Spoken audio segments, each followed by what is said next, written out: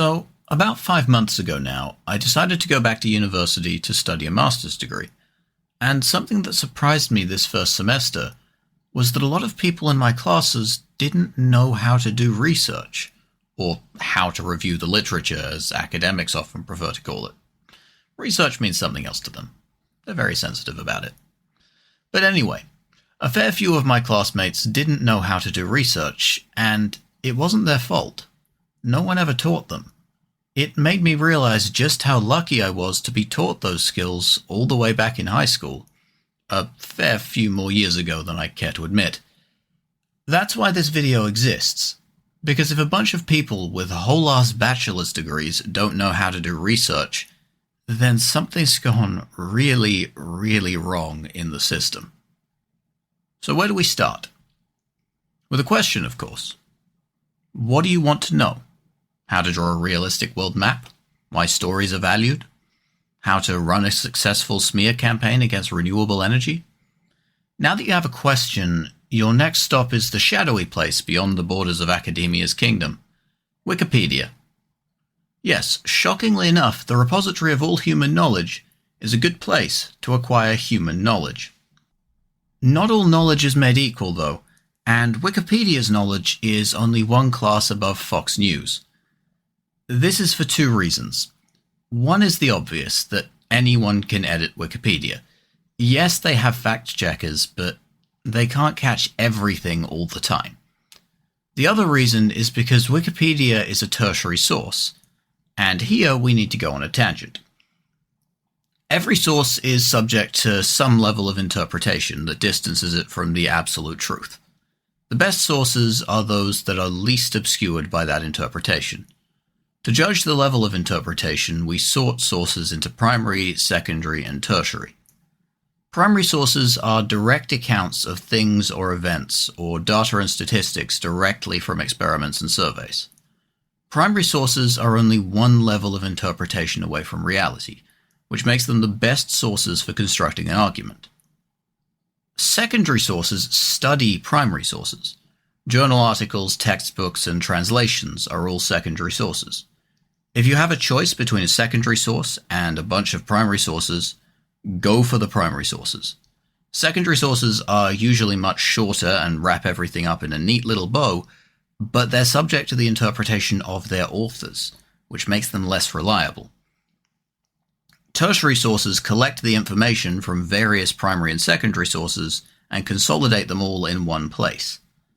Because of the extreme level of interpretation that goes into writing a tertiary source, they cannot be considered remotely credible. The sources they cite, however, are often very useful, and they even give you a helpful summary of what to expect in them.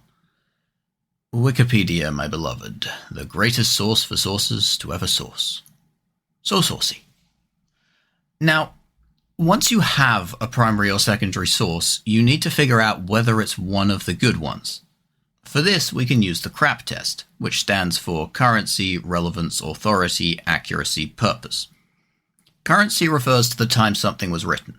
For secondary sources, you want it to be as close to the present as possible, ideally within 5 years. For primary sources, you want it to be as close to the thing you're studying as possible. Memories get corrupted over time, so an account written by someone 10 years after an event is not as reliable as something written at the time. Relevance is more about your research than the source you're reading. Consider your research question and decide whether the source is actually helpful. To be credible, a source should be written by an authority on the subject.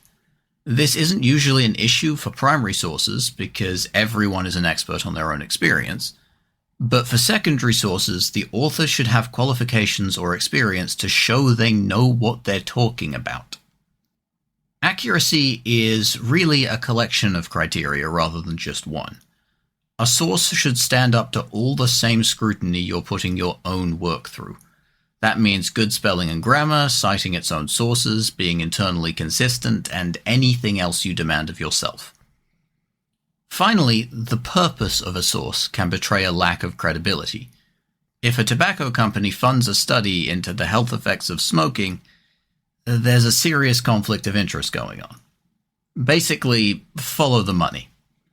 There can also often be political, religious, and ideological biases in sources, which you should look out for. Okay, you have a source, you've decided it's credible.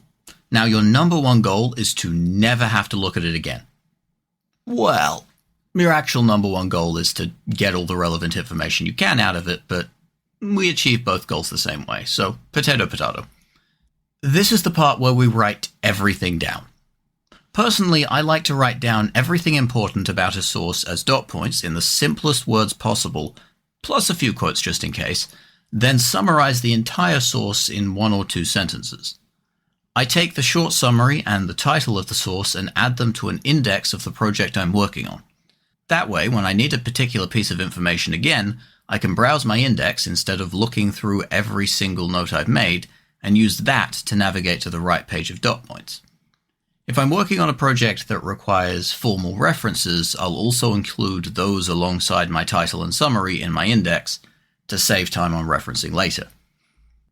Once you've exhausted the sources you sourced from other sources, you'll have to turn to search engines and databases to find more.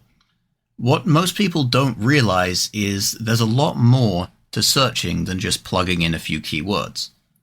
3 hidden features most search engines and databases have are booleans, quotations, and wildcards. There are 3 booleans, also known as logical operators, which are AND, OR, and not. AND narrows down the search by requiring every result to contain both keywords connected by the boolean. OR changes the order of the results by telling the search not to prioritize results containing both keywords over those containing just one. And not narrows down the search by telling it not to include any results containing the keywords after the boolean. Typically, booleans must be typed in all caps, except on Google, where and not is represented by a minus sign instead of words, although and or are still capitalized. Quotations are pretty self-explanatory.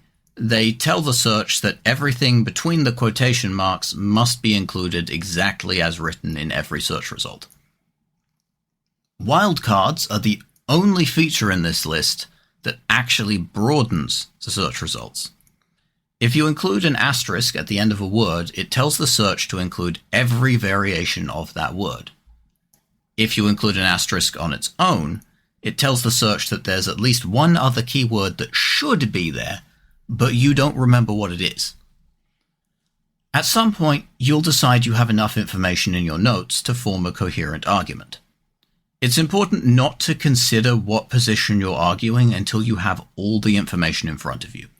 Deciding your position before you start researching will introduce bias, since you'll tend to only select sources that support your thesis. What do you do after that? Well, that's a topic for another video. Be sure to subscribe to make sure you don't miss it. Consider leaving a like or comment as well so YouTube will recommend this video to more people. Thanks for watching. Now go do some research.